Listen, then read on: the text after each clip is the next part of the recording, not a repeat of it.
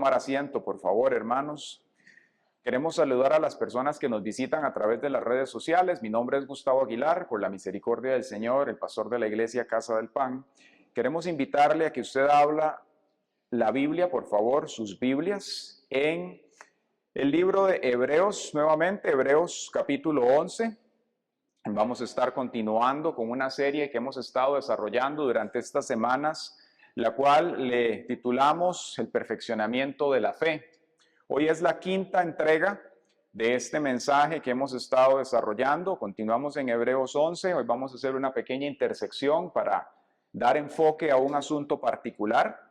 El tema al cual vamos a apuntar dentro de este perfeccionamiento, esta serie a la cual estamos apuntando, le hemos denominado hacia la madurez de la fe. Hacia la madurez de la fe. Entonces, Hebreos capítulo 11, vamos a leer desde el versículo 32 hasta el 40. Y comienza diciendo de la siguiente forma. Yo leo de la Reina Valera contemporánea para el que quiere seguir una lectura textual, si no, la versión que usted use le va a servir. Inicia el 32 diciendo, ¿y qué más puedo decir? Tiempo me faltaría para hablar de Gedeón, de Barak, de Sansón, de Jefté, de David, así como de Samuel y de los profetas, que por la fe conquistaron reinos, impartieron justicia, alcanzaron promesas, taparon bocas de leones, apagaron fuegos impetuosos, escaparon del filo de la espada, sacaron fuerzas de flaqueza. Llegaron a ser poderosos en batalla y pusieron en fuga a ejércitos extranjeros. Hubo mujeres que por medio de la resurrección recuperaron a sus muertos, pero otros fueron atormentados y no aceptaron ser liberados porque esperaban obtener una mejor resurrección. Otros sufrieron burlas y azotes y hasta cadenas y cárceles. Fueron apedreados, aserrados, puestos a prueba, muertos a filo de espada, anduvieron de un lado a otro cubiertos de pieles de oveja y de cabra, pobres, angustiados y maltratados. Estos hombres de los que el mundo no era digno, anduvieron errantes por los desiertos, por los montes, por las cuevas y por las cavernas de la tierra. Y aunque por medio de la fe todos ellos fueron reconocidos y aprobados, no recibieron lo prometido. Todo esto sucedió para que ellos no fueran perfeccionados aparte de nosotros, pues Dios había preparado algo mejor para nosotros. Muy bien. Este es, digamos que el ocaso del capítulo 11 de Hebreos, es decir, aquí se cierra toda una idea que el autor de los Hebreos viene desarrollando con respecto a la fe y la cual hemos estado revisando durante estas semanas, en las cuales hemos estado hablando, bueno, con respecto a la fe, los fundamentos de la misma, que es la fe. Vimos también un poco con respecto al crecimiento de la fe, cómo hace un cristiano para crecer en la fe, que es un mandamiento en las Escrituras. Vimos también acerca de la incredulidad, cosas que ponen, digamos que en riesgo el crecimiento de un cristiano. Y hoy vamos a estar revisando este tema que es la madurez de la fe. La palabra nos muestra pues que hay un desarrollo, hemos hablado que hay un crecimiento y hay un punto al cual nosotros llegamos, así como cualquier ser vivo, en el cual se llega a una etapa, digamos, de madurez, en la cual nosotros comenzamos a ver la vida de otra manera. Comenzamos a desarrollar un pensamiento distinto, vemos las cosas de una forma más completa por la experiencia de la vida. Ya no solamente está, digamos que el deseo de vivir, sino que a esto le añadimos sabiduría. Y en el caminar cristiano ocurre exactamente igual. Podemos pensar que nosotros en un momento venimos al Señor y somos niños recién nacidos. Luego pasamos a una etapa infantil. Luego llega una etapa que de pronto es de adolescencia, con todo lo que conlleva la adolescencia, adolecer cosas, ser demasiado acelerados, impetuosos, querer comernos el mundo enteramente. Llega la etapa de la adultez y llega con ella la madurez también. Y empezamos a ver las cosas de manera distinta. Y en Dios es igual. El autor de los Hebreos nos está aquí hablando como en capítulos anteriores hubo personas que dice que hicieron cosas impresionantes. Dice que mujeres que recibieron los muertos por resurrección, que taparon bocas de leones, que conquistaron ejércitos, pusieron en fuga a enemigos Y de diferentes cosas nos está hablando aquí. Inclusive nos habla en el versículo 33, dice, alcanzaron promesas en plural. Quiere decir que hubo momentos en los cuales Dios le hizo promesas a la gente en el Antiguo Testamento y hoy también la hace. Y le dijo, yo voy a hacer esto, yo voy a hacer lo otro. Y Dios les cumplió promesas personales a muchas personas. Pero al cabo, al finalizar este capítulo, cuando llega el versículo 39, nos dice algo muy interesante. Dice que aunque por la fe todas estas personas hicieron cosas impresionantes, hazañas y demás, y otros sufrieron y fueron aprobados por el Señor, dice que ninguno de ellos alcanzó lo prometido. Y dice la promesa, dice no recibieron lo prometido. Nos está hablando aquí ahora en singular. Ya no está hablando de promesas que Dios había dado a diferentes personas, de cosas específicas que a título personal Dios iba a hacer, sino nos dice no alcanzaron lo prometido. Y coloca aquí una razón.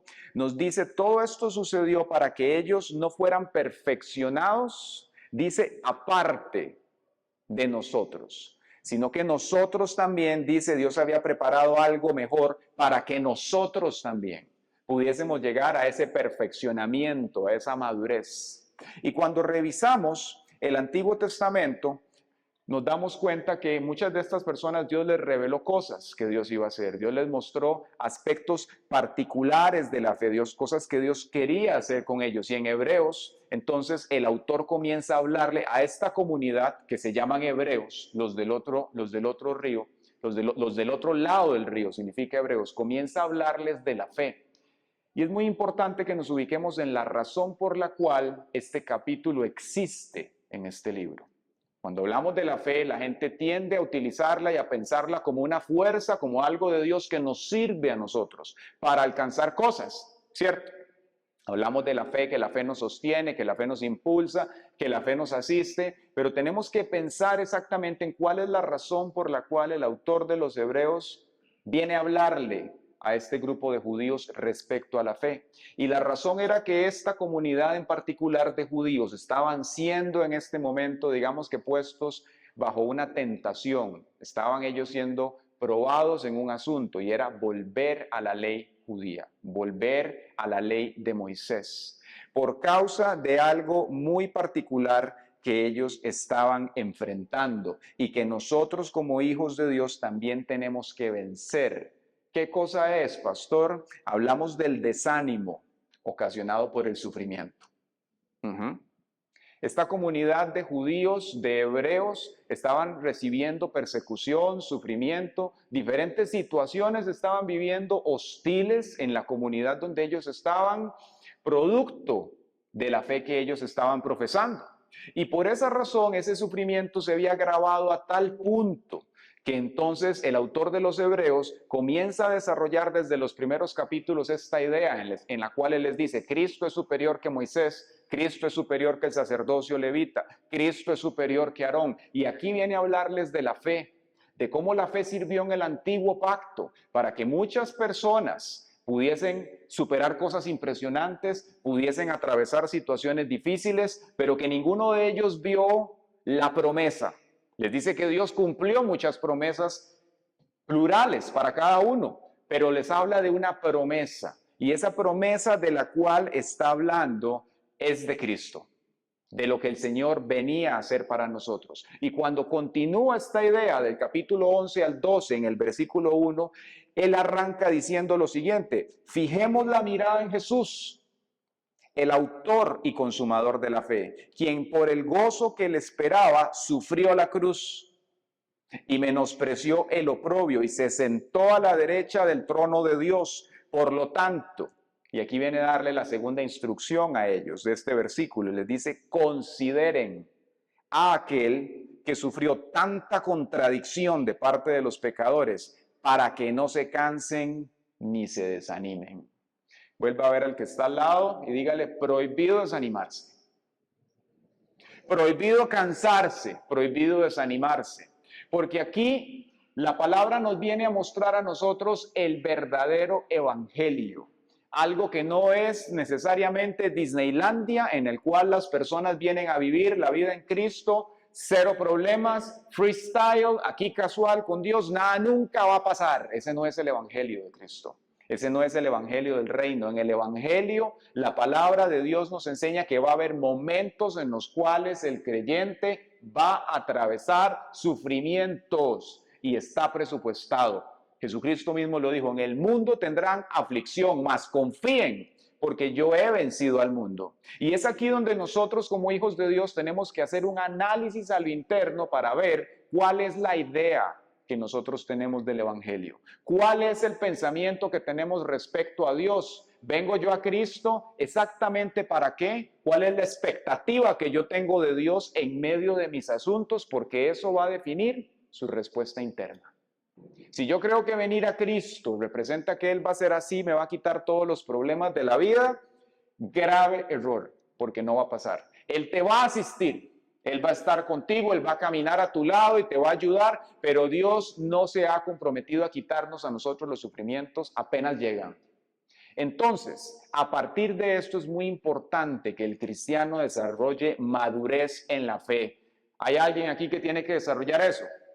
Madurez en la fe. Dígale al que está al lado suyo, es tiempo de madurar. Es tiempo de madurar en la fe. En ese momento, este pueblo estaba siendo tentado a eso. Estaba tentando a abortar el caminar en Cristo por una situación antagónica que estaban viviendo. Y vamos a hacer una intersección aquí para ver cómo debe un cristiano abordar el sufrimiento. Cómo debemos nosotros enfrentar esas situaciones en la vida que vienen muchas veces a desgastarnos, a cansarnos.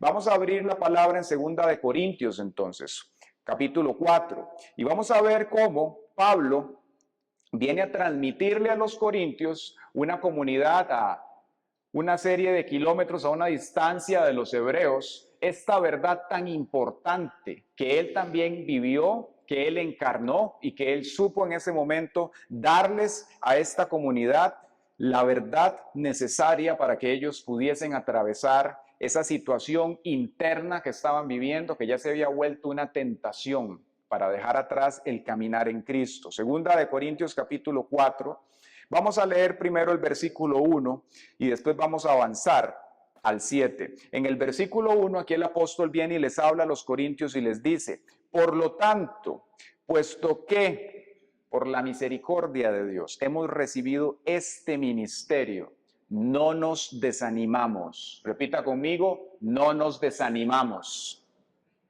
Por el contrario, renunciamos a lo oculto y vergonzoso y no andamos con engaños ni falseamos la palabra de Dios, sino que por medio de la manifestación de la verdad nos recomendamos a toda conciencia humana delante de Dios.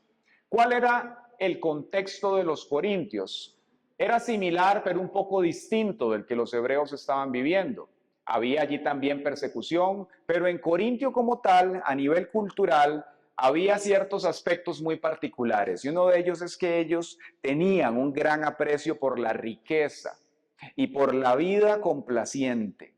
Entonces, dentro de Corintio era muy normal que se levantaran predicadores para hablar de una espiritualidad con ciertas características y dentro de ellas se encontraba una gran habilidad para hablar. Ellos eran muy pulcros en la retórica, hacían alarde de esto, de su pedigrí, de las familias a las que pertenecían y utilizaban el materialismo como una prueba de la validez de su ministerio y del respaldo de Dios con ellos. Entonces, la imagen de la persona exitosa dentro de Corintio era una en la cual cuando se veían no tenía problemas, era una persona que estaba supuestamente en todas las áreas 10-10-10, es decir, era una persona que no afrontaba problemas de ningún tipo, no tenía problemas en su salud, no tenía problemas económicos, no tenía ningún tipo de circunstancia adversa. Y culturalmente, dentro de Corintio, eso era muy sugestivo, ellos habían crecido así.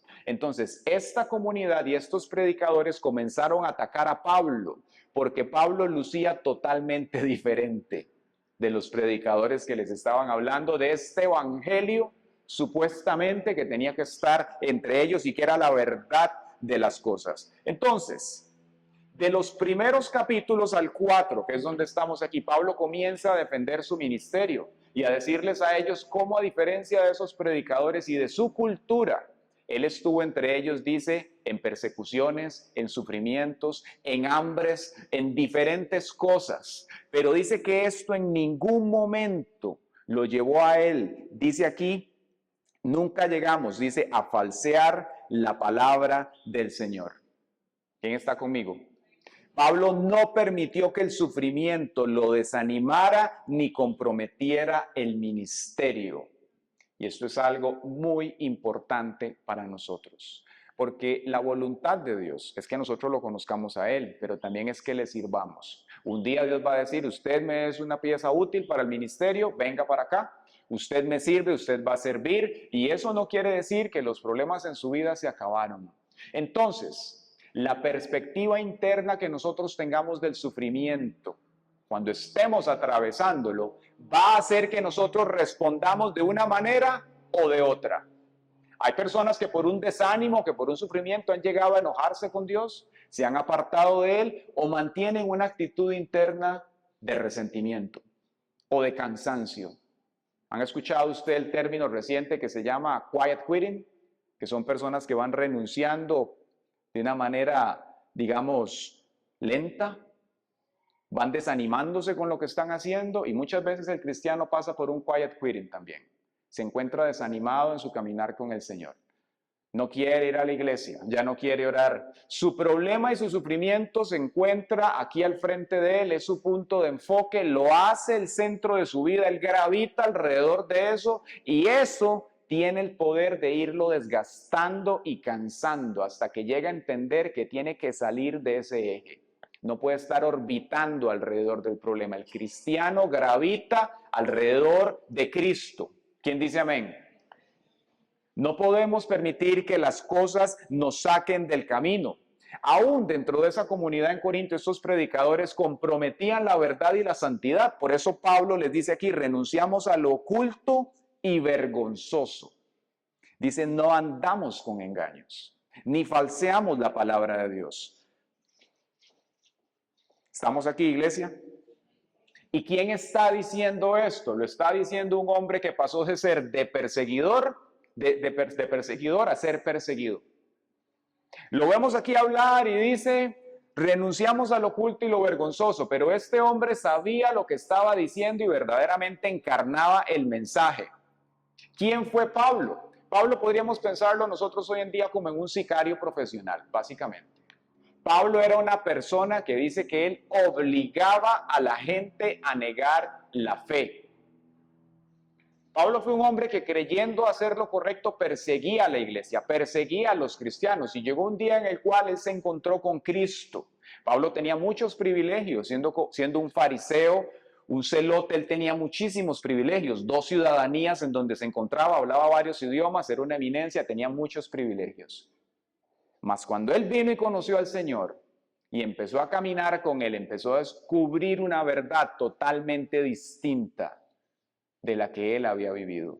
Empezó a darse cuenta que caminar con el Señor muchas veces va a implicar que tengamos padecimientos, que tengamos sufrimientos. Y eso no implica que la vida del cristiano sea esa la constante, pero sí los va a haber. Y es aquí donde nosotros tenemos que aprender a desarrollar una postura interna para saber atravesar estas situaciones que vienen a nuestra vida y que nos quieren sacar de lo que el Señor tiene. Entonces este hombre que pasó de ser un perseguidor a ser perseguido por causa de Cristo, tiene una confianza de que Dios va a ser aún en medio de sus problemas. ¿Y qué le permite a él tener esa confianza? Justamente la misericordia inicial que Dios le mostró. ¿Quién dice amén? ¿A cuánto les ha mostrado Dios misericordia algún día? Pablo sabía que si siendo un asesino como lo era, que si teniendo esa mente como la tenía de oscura y entenebrecida, el amor de Dios se mostró en aquel destello ese día que él iba caminando y le dijo, ¿quién eres el que me persigues? ¿Quién eres tú que me estás persiguiendo? Él supo que si eso aconteció, esa misma misericordia en ese punto tan oscuro de su vida iba a estar de ahora en adelante. Y que las cosas que estaba viviendo no era el punto final de su carrera. Yo quiero decirle de parte del Señor que el sufrimiento que usted está viviendo, las cosas que está padeciendo, no te van a detener. Ese no es el punto final de su vida. Dios tiene algo adelante para ti. Solamente tienes que poner tu mirada en Él y centrarte en lo que el Señor ha hablado. El cristiano es llamado a sobrepasar los problemas, pero hay una manera de hacerlo.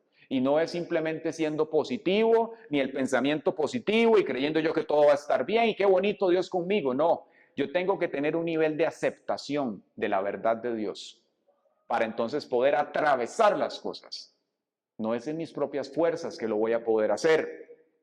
Entonces Pablo viene a hablarles a ellos de esta verdad y a poner un contraste hermoso de lo que es el caminar en Cristo para la iglesia. En el versículo 7 entonces, él les dice, pero tenemos repita conmigo, tesoro en vasos de barro.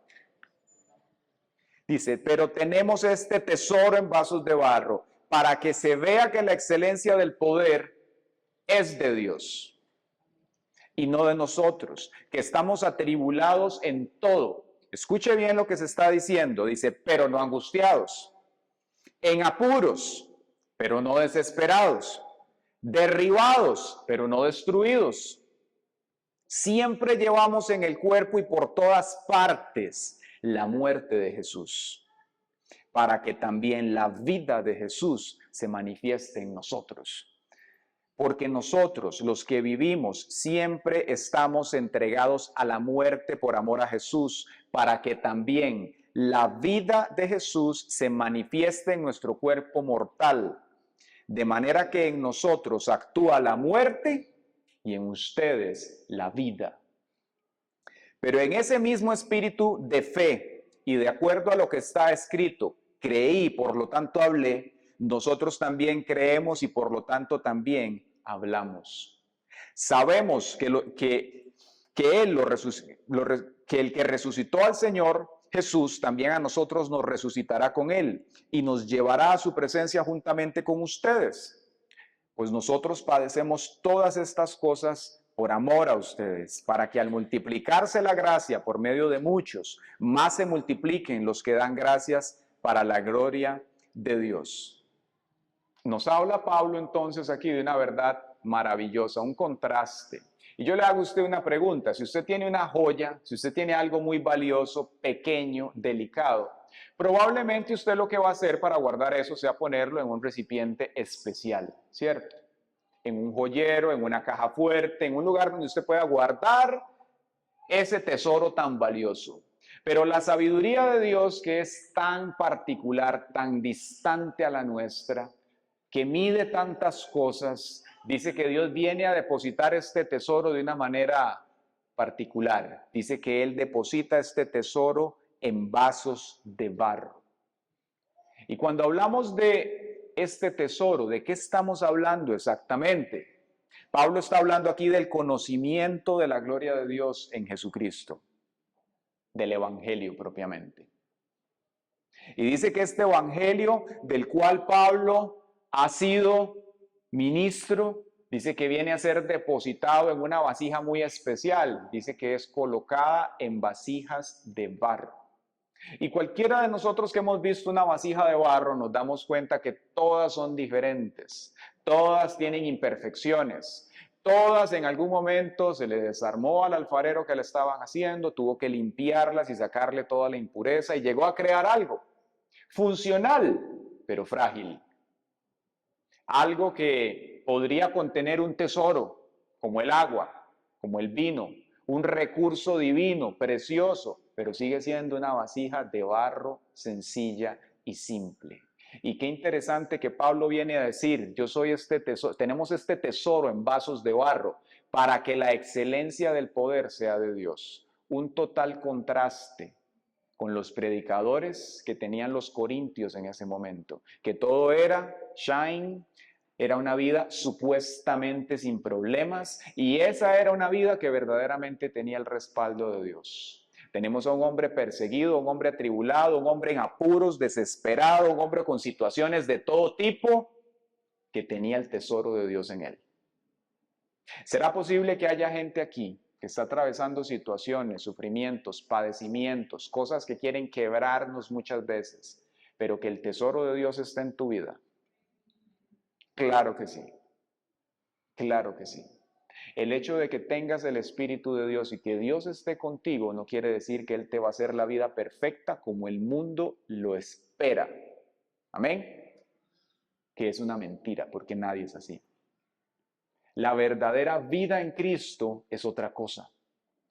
Y es allí donde nosotros tenemos que entender exactamente lo que es la fe y llegar a madurar en ella. Porque si yo espero que Dios en esta vida venga a darme una vida libre de situaciones, hermano, va a pasar frustrado. Va a pasar frustrado. Tienes que aprender a desarrollar esos compensadores espirituales que te van a ayudar a atravesar los diferentes terrenos por los cuales nosotros como hijos de Dios atravesamos, y entonces vas a poder llegar a la meta que es en Cristo Jesús. ¿Quién dice amén? ¿A qué se refiere Pablo entonces con un vaso de barro y por qué debía ser así? Ese vaso de barro básicamente es una referencia a su humanidad, a la debilidad y a los sufrimientos que él estaba viviendo, los cuales a lo largo de Corintios él coloca, los presenta y se los comenta a los corintios. Y ahorita vamos a hablar un poco de ellos. Pero él habla de ese vaso de barro frágil con imperfecciones de su vida. Ese es él. Y eso somos usted y yo. Somos meros vasos de barro, vasijas de barro. Y tenemos que entender eso para no estar anhelando ser una vasija de titanio, ni de plomo, ni de oro en la vida. Poder tener exactamente la perspectiva que Dios tiene de nosotros, sabiendo que Él va a estar a lo largo del camino con nosotros. ¿Quién dice amén? ¿Y por qué Dios lo hizo de esta manera? ¿Por qué el Señor no tomó una vasija de oro para derramar el gran tesoro que Él tenía? Porque dice que la excelencia tiene que ser y el poder de Dios es de Él y no es de nosotros, ni la gloria es para nosotros. Entonces Dios puede tomarte así con tus debilidades y con tus padecimientos y tus sufrimientos y usarte para su gloria y para su honra. Y es allí donde nosotros tenemos que entender que esos sufrimientos no deberían venir a cerrarnos nuestra boca.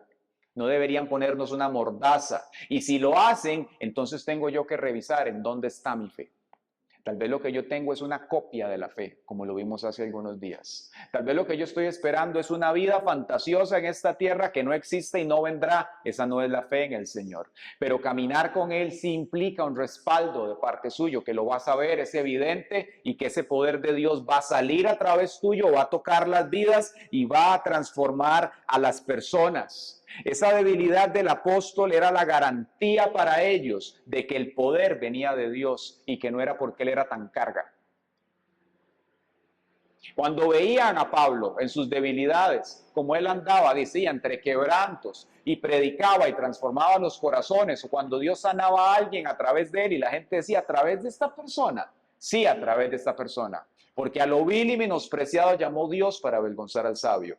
Esa es la forma en la cual Él trabaja, para que la gloria siempre en todo momento sea de Él. No nos creamos tan cargas. Eso no quiere decir que usted no va a buscar la excelencia, pero no busque presentarse usted como una vida que no la es. ¿Estamos aquí? Él dice algo muy interesante, dice, llevamos en el cuerpo y por todas partes la muerte y la vida de Jesús. ¿Qué es eso? ¿De qué está hablando y qué ocasiona esta muerte y la vida de Jesús? Cuando Pablo habla de la muerte de Jesús, lo podemos ver, él aquí lo está diciendo, dice que estuvo atribulado, angustiado, en apuros, perseguido, derribado. Y cuando nosotros vemos la vida de Jesús, que nos hablaba antes en el texto que estábamos leyendo, dice, consideremos a aquel que sufrió tal contradicción de pecadores, que fue perseguido, fue cuestionado. Imagínese usted a Jesús el nivel de humildad que tuvo, de ser el Hijo de Dios, el Todopoderoso, omnisciente, perfecto, estar parado y que se levantara un grupo de fariseos a cuestionarlo y decirle que estaba equivocado. Una contradicción de pecadores. Dice que sufrió tal contradicción de pecadores. Qué impresionante. Y a pesar de eso, él se mantuvo siempre haciendo lo que tenía que hacer. No lo quebrantó eso. Fue perseguido. fue cuestionado, fue puesto en duda. Muchas veces Jesús sufrió estas cosas. Pero así como Jesús experimentó cada una de ellas, también pudimos ver el poder de Dios y lo seguimos viendo. Y entonces Pablo dice cómo él, en medio de toda esta persecución, tribulación y angustia, dice, estuve atribulado, pero no angustiado. Dice, estuve en apuros, pero no desesperado. Estuve perseguido, mas no desamparado y nunca destruido. ¿De qué está hablando aquí el apóstol? ¿Y qué podemos ver nosotros con esto? Que cuando estas situaciones vienen a nuestra vida y nosotros quisiéramos que Dios las quite de una vez, Dios muchas veces no lo hace así, porque a través de esa perseverancia y de ese soportar y poder atravesar las cosas, también se muestra el poder de Dios. Hola. ¿Qué tan sencillo hubiera sido para Jesús caminar por esta vida como Superman? Se levantaba alguien que lo contradecía y él oraba a sus adentros, Señor, enmudécelo. Se levantaba un problema, Señor, quítalo. Se levantaba una enfermedad, Señor, quítala. Una deuda, Señor, pague. Qué sencillo hubiera sido para Jesús caminar como Superman con superpoderes en la tierra, pero Jesús tuvo que pagar impuestos.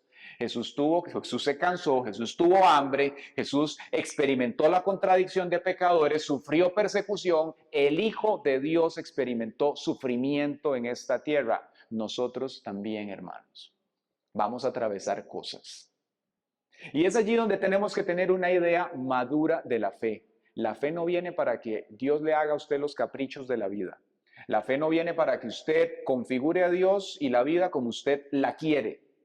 La fe viene tanto para asistirte en cosas poderosas como también para ayudarte a atravesar el sufrimiento muchas veces. Hola, ¿quién está aquí? La fe viene para darte ese soporte. Si Pablo no hubiera recibido ese poder de Dios con la mitad de lo que estaba viviendo, out, lo sacan. No hubiese podido, pero es ahí donde entonces él dice, estando atribulado pero no angustiado, podemos ver esa operación del Espíritu de Dios asistiéndote en tus asuntos. ¿Quién dice amén? Cada uno de nosotros pasamos cosas diferentes y quisiéramos muchas veces orar y que Dios haga así y las quite, mas Dios no siempre trabaja así. Y es ahí donde Dios nos llama a nosotros como un papá a madurar, a entender que la vida en esta tierra no es perfecta. Que como el autor de los Hebreos estaba hablando y dice, todos estos, dice, recibieron promesas, pero ninguno recibió lo prometido porque esperaban una patria celestial. Hay una gloria mayor que vamos a ver, mas no va a ser aquí. ¿Sí? Él te va a ayudar, te va a asistir para atravesar las cosas en esta vida, pero el nivel de perfección y la gloria eterna de Dios vendrá cuando estemos en su presencia. Ahora uno se pregunta, ¿cómo es que estas cosas no sobrepasaron a Pablo? Yo cuando leo a Pablo y veo todo lo que pasó, yo digo, ¿cómo hizo? ¿Cómo hizo? Yo en otro tiempo sin Cristo hubiera, quién sabe, qué hubiera hecho, un picadillo. En otro tiempo sin Cristo.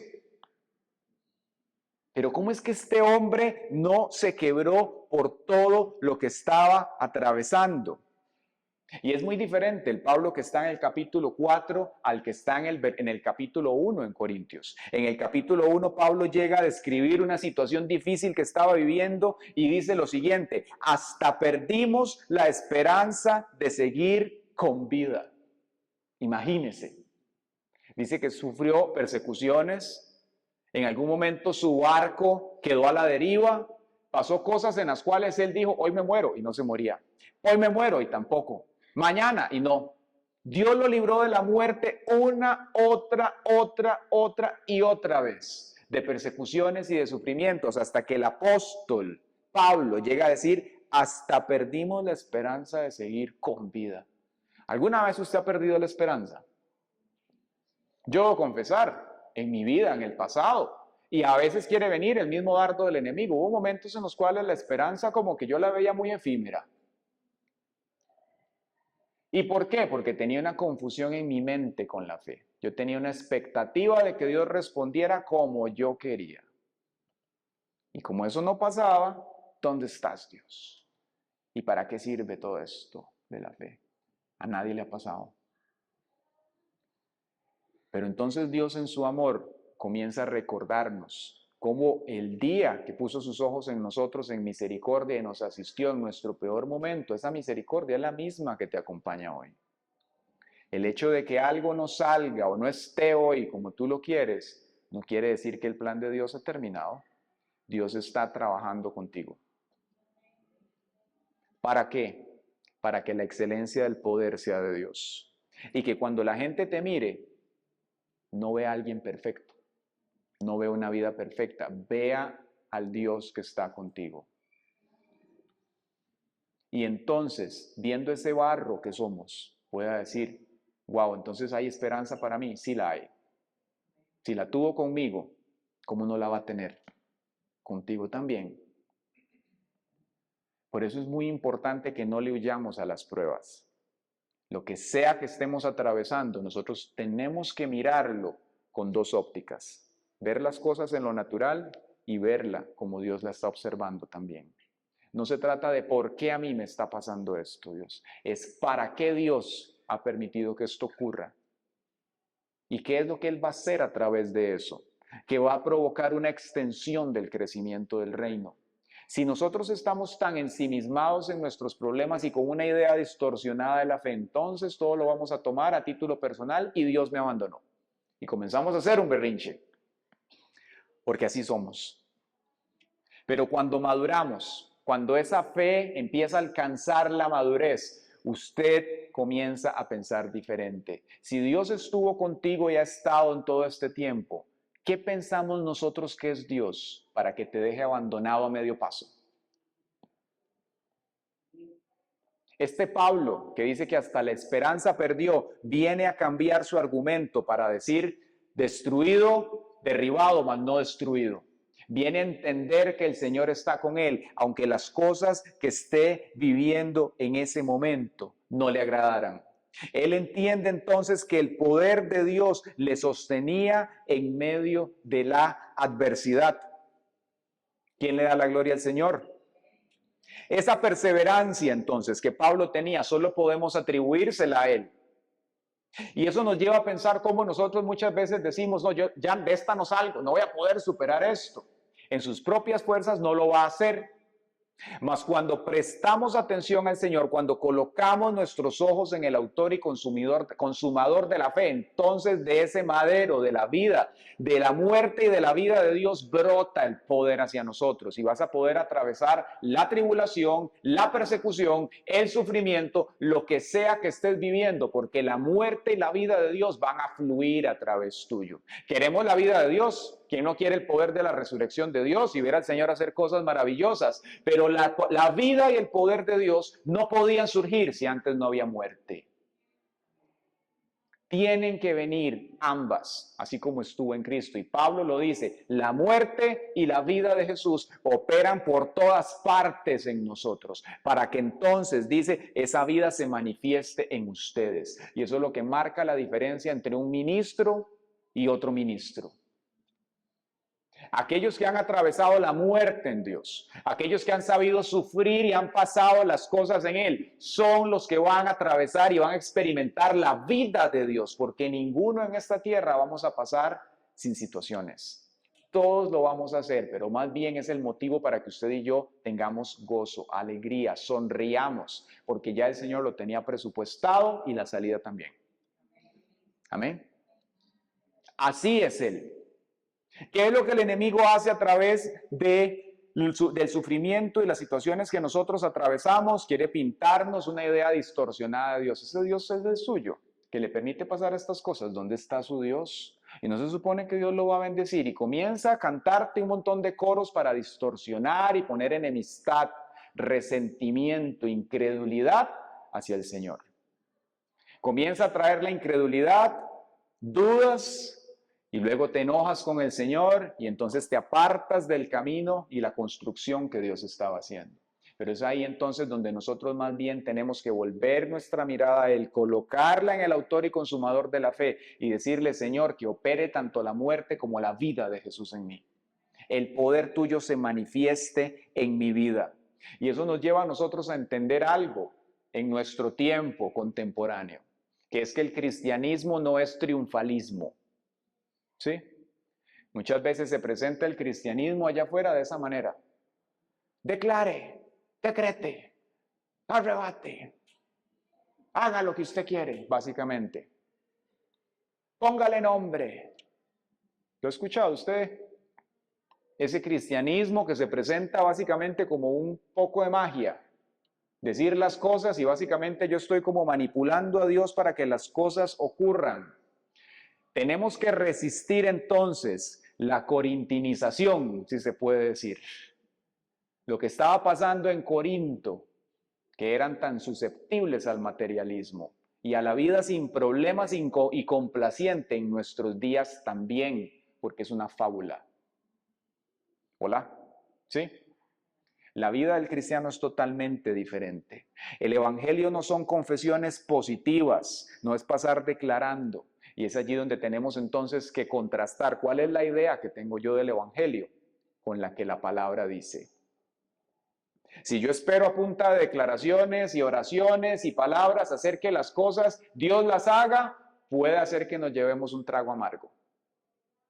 Porque Dios va a utilizar en momentos situaciones y sufrimientos para obrar ese poder de Dios en nuestra vida. Y cuando eso ocurre, entonces Dios comienza a ubicarnos y comienza a producir en nosotros esa madurez que Él quiere de nosotros. La iglesia entonces, hoy en día, la iglesia cristiana tiene que romper con la influencia del materialismo. Cuando yo veo el cristianismo como un medio y la fe para alcanzar lo que mis apetitos y mi humanidad quiere, puede hacer que cometamos un error. Dios se ha comprometido en bendecirte, en darte lo que necesitas, y Dios no es miserable. Pero también Dios ha dicho que vamos a pasar situaciones que tal vez no nos van a gustar. ¿Sí? Entonces, cuando las estemos atravesando, tenemos que desarrollar esta fe madura en el Señor. Y entender que si algo pasa, Dios no te ha abandonado, Él está contigo, mas la muerte de Jesús está provocando en ti poder. Te está haciendo crecer, te está haciendo madurar, te está llevando a pensar de una manera diferente lo que el Señor quiere para nuestras vidas. La fe entonces no compra caprichos, la fe no manipula a Dios, la fe no pasa por alto la injusticia. El Evangelio de Cristo no viene para darnos lo que nuestros instintos carnales buscan, viene para darnos el poder para vivir vidas santas con propósito en Dios. Amén. Mucha gente entra por la iglesia y viene esperando que Dios les cumpla 1000 promesas y les dé los anhelos del corazón. Y bien Dios da los anhelos del corazón, pero la palabra dice que Él los entrega a aquel que se deleita en su presencia. Y cuando usted se deleita en la presencia del Señor y usted ha invertido un tiempo con Él, usted se da cuenta que Dios piensa muy diferente de como uno piensa. Pero Él piensa mejor de lo que nosotros podríamos en ningún momento hacerlo. Nos enseña a tener una perspectiva amplia, tanto profunda como ancha de las cosas. Pablo habla de lo alto, lo profundo del reino de Dios, a ver las cosas de una manera más holística, más completa en el caminar con Cristo. Y él cierra esta idea diciéndoles en el 16 esto: por lo tanto, repitamos nuevamente, no nos desanimamos. No nos desanimamos. Y aunque por fuera nos vamos desgastando, por dentro nos vamos renovando día en día. Porque estos sufrimientos insignificantes y momentáneos producen en nosotros un cada vez más excelente y eterno peso de gloria. Por eso no nos fijamos en las cosas que se ven, sino en las que no se ven, porque las que se ven son temporales, mas las que no se ven son eternas. Amén. No huyamos a las pruebas, no huyamos a las situaciones que estamos viviendo. Coloquemos nuestra mirada en Él, en lo que Dios está haciendo, y entonces vas a atravesar esa situación, pero vas a salir de allí renovado. Porque si bien cuando estamos enfrentando un sufrimiento, una persecución o lo que sea, eso desgasta, en lo natural lo hace, a lo interno, cuando tienes la postura correcta, eso produce en ti vida de Dios.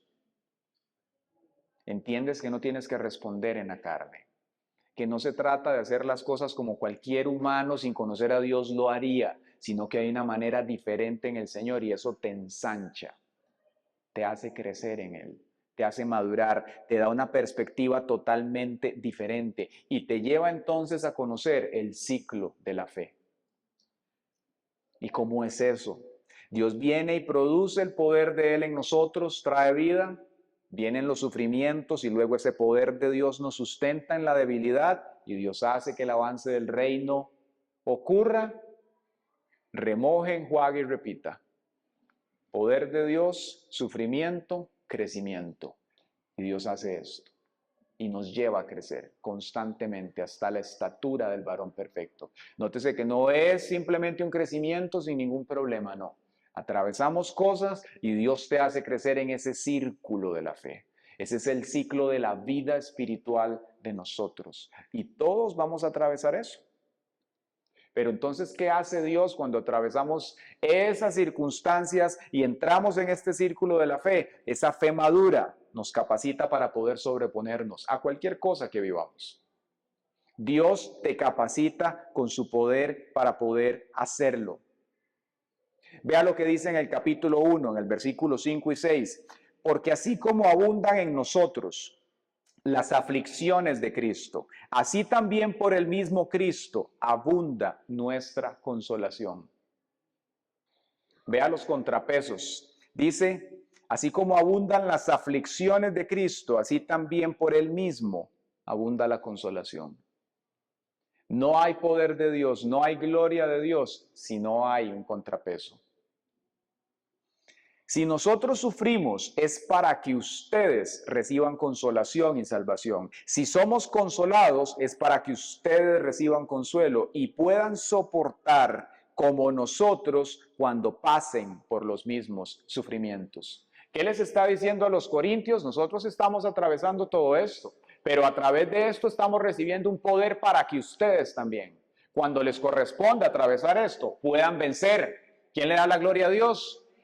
Qué lindo que es salir de esa mentira del mundo, de Walt Disney, y llegar a pensar que sí, en una tierra real en la cual estamos, con situaciones, con sufrimientos, con quebrantos, Dios ha prometido ayudarte.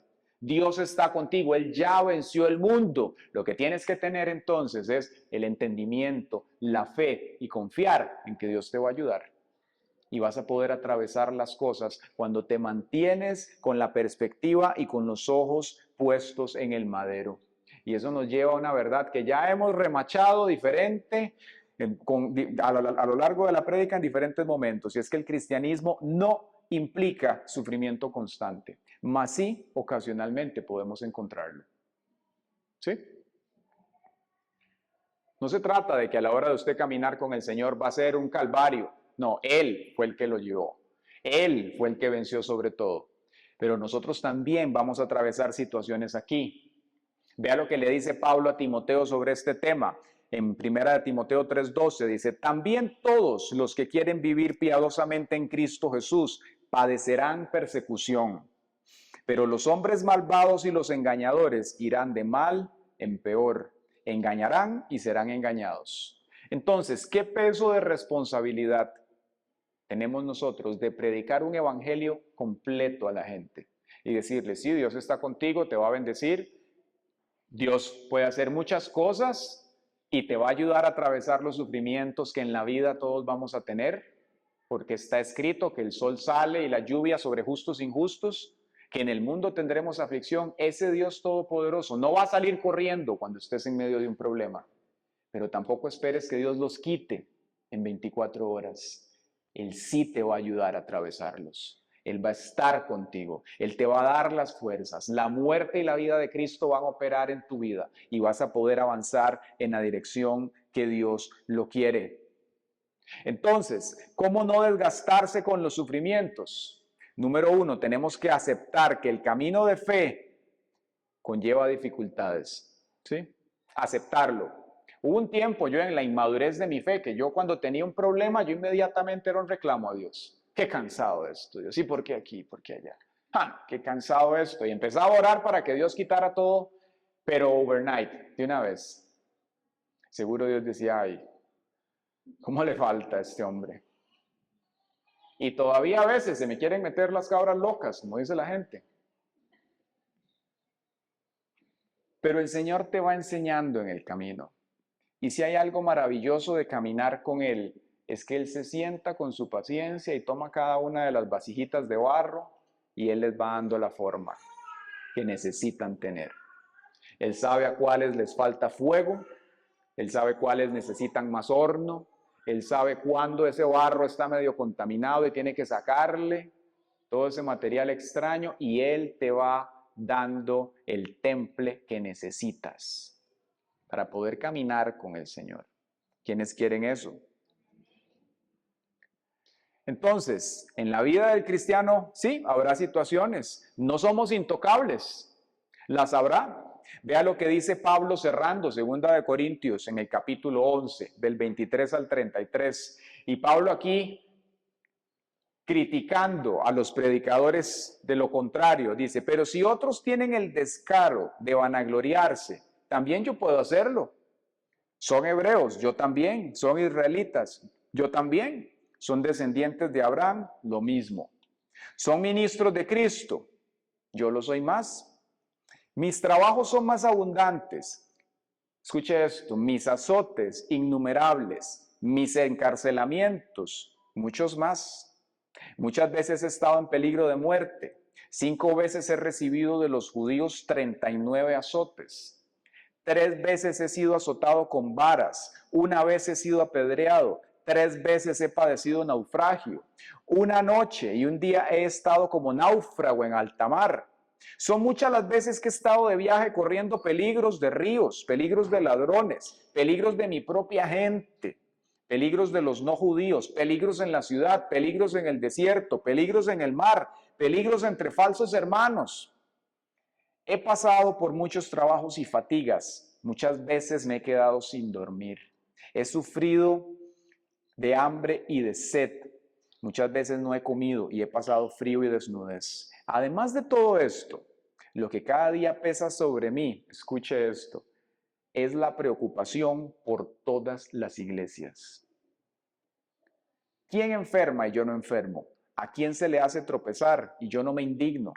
Si es necesario vanagloriarse, lo haré en aquello que demuestre mi debilidad. ¿Qué nivel? Qué impresionante. Pablo no está diciendo, vea, yo estoy con este Dios que cuando viene un problema lo desaparece. Y nunca he pasado ninguna situación, ¿qué carga yo? Ese no es el evangelio del reino. Pablo está diciendo, he atravesado todo esto y eso es una señal de que en mi debilidad Dios sigue siendo Dios. Me sigue sosteniendo a través de los diferentes peligros, situaciones, quebrantos que he atravesado en la vida. Dios ha estado conmigo. Esa es una evidencia, una señal de que Dios estaba con él y está contigo. Entonces no creamos que cuando estamos atravesando algo, Dios dio la espalda, porque ese no es Dios. Él sigue estando a tu lado y estará a tu lado siempre. No importa si estás sufriendo algo que no te agrada. Él te va a dar el poder y la sabiduría para poder sobrellevarlo. Y entonces que ese testimonio de Dios pueda surgir de usted con poder. Y pueda tocar a otras personas. Y vean a un Cristo vivo, a un Dios real. Que no viene para pintarle a usted una fábula de la vida, sino que viene para ayudarte en esta vida caída, en esta humanidad desfigurada por el pecado, y que puedas cumplir con el propósito de Dios en esta tierra. ¿Quién dice amén? Entonces, ¿cómo lo vamos a hacer, pastor? ¿Cómo voy a hacer para poder rendir este resentimiento, este desánimo, este sufrimiento que me ha desgastado? Él se los dice en el siguiente capítulo. Fijemos la mirada en Jesús. Fijemos la mirada en Jesús, el autor y consumador de la fe, quien por el gozo que le esperaba sufrió la cruz y menospreció el oprobio y se sentó a la derecha del trono de Dios. Jesús no dijo, ay Padre, ese oprobio, ay los fariseos contradictorios, ay no, la verdad busque a otro, Señor. Voy a orar para que no haya contradicción, voy a orar para que no haya persecución. Él supo que todo eso formaba parte del misterioso plan de Dios para que en su sabiduría se extendiera por todo lado y que nosotros un día pudiésemos verlo también. ¿Quién dice amén? ¿Cuántos necesitan entonces poder rendir su corazón y su mente delante del Señor para poder que el desgaste de las situaciones de manera interna no los deje tumbados? Necesitamos ese poder de Dios para que entonces la vida de Él surja en nosotros. Yo le voy a invitar a que oremos, que nos pongamos sobre nuestros pies y presentemos nuestra vida al Señor en esta mañana. Quiero que usted medite en algo. Medite en esta pregunta que le voy a hacer. ¿Cómo te comportas cuando la fe parece que no funciona?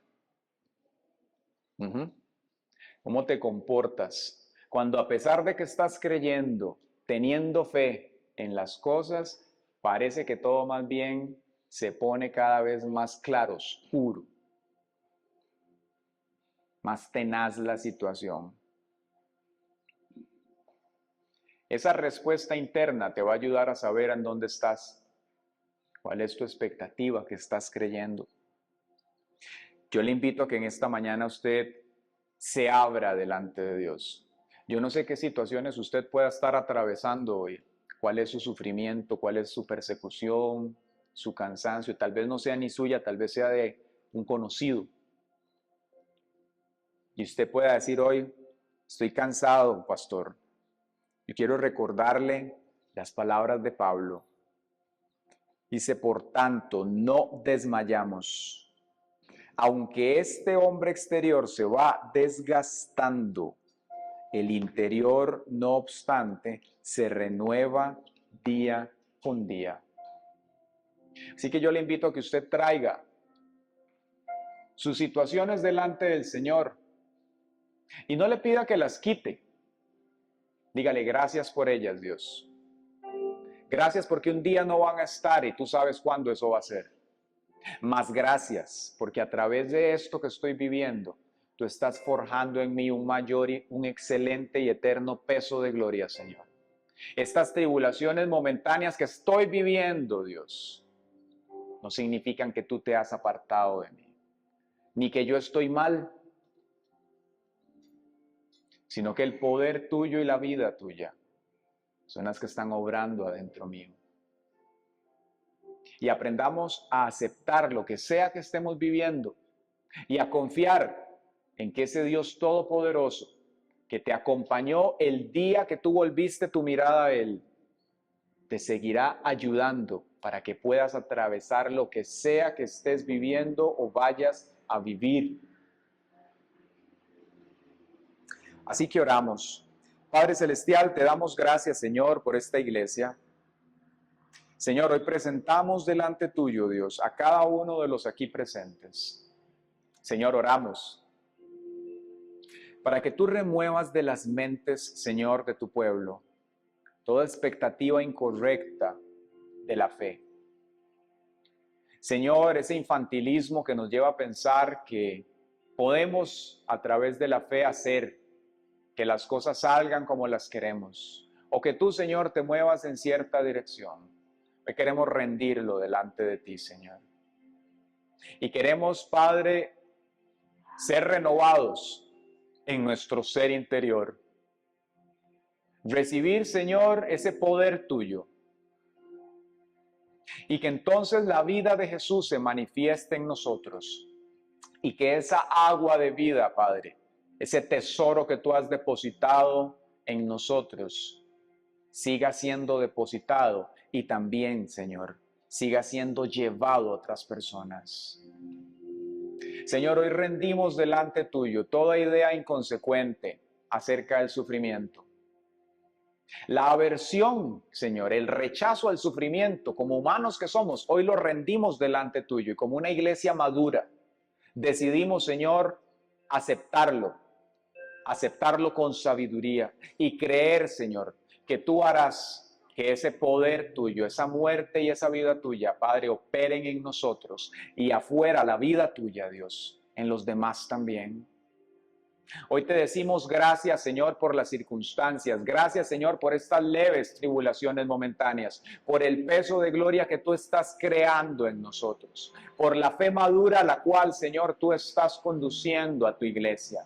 Porque tú, Dios, estás formando un pueblo, Señor, sabio. Un pueblo, Señor, con templanza. Un pueblo que tiene, Señor, dominio propio, que no lo sacuden las adversidades, sino que puede atravesar, Señor, el valle, puede atravesar el desierto y, como dice tu palabra, cambiar las lágrimas, Señor, en bendición.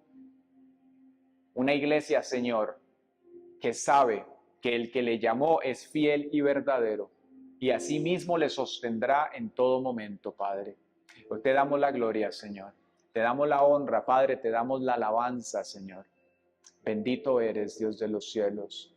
Gracias, amado Dios. Toda gloria y toda honra sea a ti, Señor. Alabado sea tu nombre, Señor.